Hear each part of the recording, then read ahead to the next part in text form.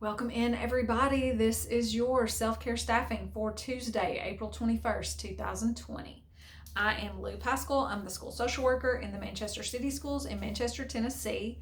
And today I wanted to give you 5 quotes for self-care. If you've been watching these videos for a while, you know that I like quotes. I give you a quote almost every single video. I always give you a quote if I remember it. And today was a little bit hectic, but I still wanted to get you a video with some good thoughts about self-care, so I thought this would be a good concept. So 5 quotes for self-care. So the first quote is actually a series of quotes, so I'm already giving y'all something extra today. Here's the first part. There are only 2 choices in life: self-care or self-violence. There are only 2 choices in life: self-care or self-violence. And that was a quote from Elia Chadwick. I hope I'm pronouncing that correctly. Elia Chadwick, and she was quoted in a book by Ashley Davis Bush called Simple Self-Care for Therapists.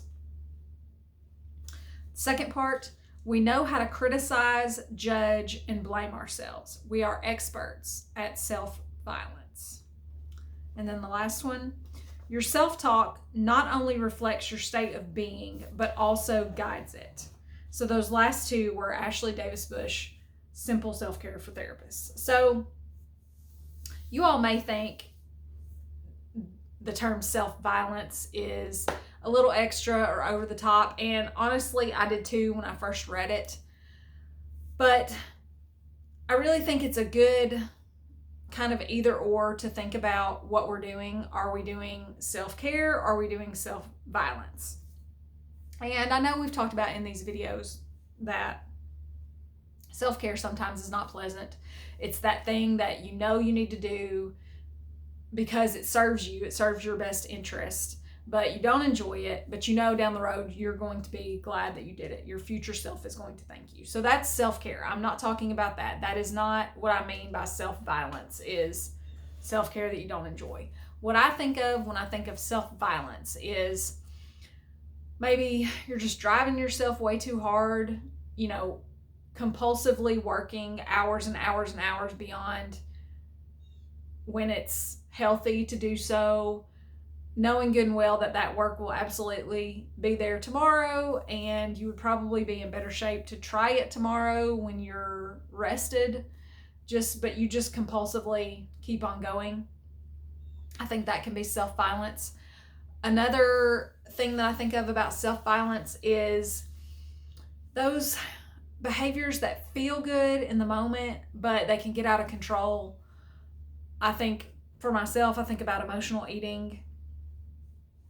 I think about people that self-medicate with substances, and we've talked to that, a little bit of that in moderation, if you're keeping it under control, that can be okay. If you, eat a bite of dessert because you want it, or you eat a dessert but that's the end of it, and the next day you get back on your eating plan, or you already had the calories to eat that dessert, those things are okay.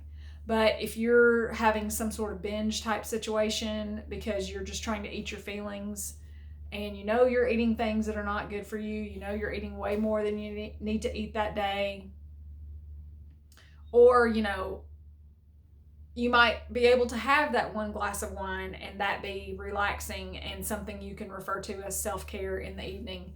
But, if you find yourself having many glasses of wine or a bottle of wine, and you find that, you are having difficulty stopping yourself, then those are the kinds of things I would be thinking of as self-violence. So I just think that's helpful. That's a helpful way to think of what are you doing right now. The next quote, this one is one of my favorites. Staying ferociously on your own side is the heart of self-care. Staying ferociously on your own side is the heart of self-care. And that is a lady named Max Daniels. So I'm not going to really elaborate on that one. I'm going to let you guys think about what that means to you. But staying ferociously on your own side is the heart of self-care. Here's a really good one. this is one I would think about if I were you guys. You can think about this in terms of anything that's being said in these videos. Okay? One size fits all advice usually fits no one particularly well. And that was John Norcross and James Guy, and that book was called Leaving It at the Office. And the reason I say that is I'm not trying to give you guys one size fits all advice. You know, I said in the very beginning, take what you like, leave the rest. If you don't think it'll work for you, it's okay. Don't worry about it. But I want to help you find one to a few tips and things that you can implement into your life that can make you just a little bit happier in the particular situation we're in right now with the COVID-19 pandemic, and things to take with you once we are beyond this situation. Just little things that you can implement that can be ways for you to take care of yourself and to just increase your overall well-being in your life. So I'm not trying to give you guys one size fits all advice, because as this quote says, one size fits all advice usually fits no one particularly well. I can give you an example of that. There are some people that I would say kind of give self-care guidance. And one lady, you know, you always in self-care hear that you should meditate. You should meditate, you should meditate, you should meditate. And I held off on meditating for years and years and years. I've been doing it lately. I really like it. However, this one woman that I am thinking of, she just flat out said on her podcast the other day that she quit meditating. It just didn't work for her, so she didn't do it. She doesn't do it anymore. So probably definitely something you want to give a shot, but in the end, it might not be for you. So that's that. Quote number 4. Done is better than perfect. And I've said this before, and this is a really good self-care motto for me. Done is better than perfect. And, you know, even going back to that quote in the first section, your self-talk not only reflects your state of being, but also guides it. If you make some of these things part of your self-talk, done is better than perfect, that will guide your state of being. You know, when I'm doing something that I know needs to be done, but I feel like I'm about to be a little bit perfectionistic about it, that's what I say to myself. Done is better than perfect. And most of the time, done is better than perfect.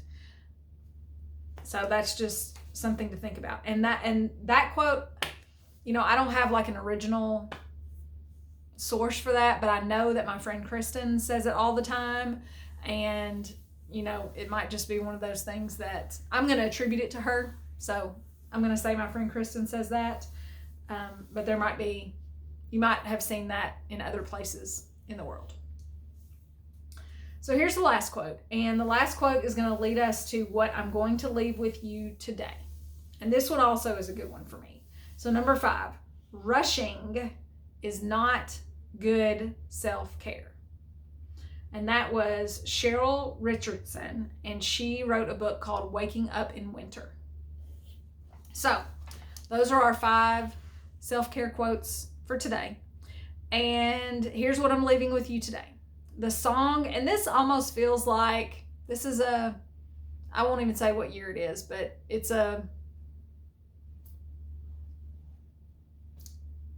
easy listening, probably, type song. And this almost feels like a gimme. Like I almost don't even want to mention this song to y'all because it's like a automatic song that you would apply to self-care. So it almost feels like I didn't work hard enough for this, but I'm gonna give it to you anyway. So the song is the Eagles' Peaceful, Easy Feeling, and I will link that for you.